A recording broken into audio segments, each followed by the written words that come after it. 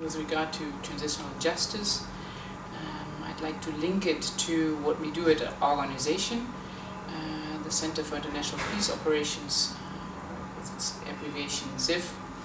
is training and recruiting civilian experts who then work in peace operations, and at the same time we do policy advice and we support the conceptual development of peace operations. So in peace operations, the rule of law is one of the basic elements.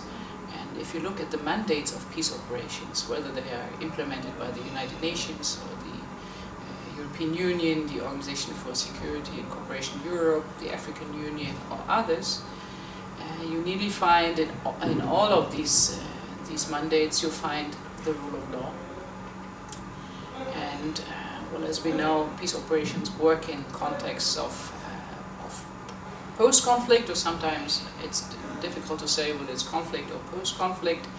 So it is important, and after a time of conflict,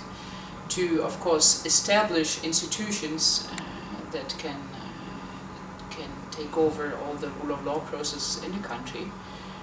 whether it's the courts or the security sector, whether it's the police or the military or others. But one important ingredient of the whole process is, of course, to look back what happened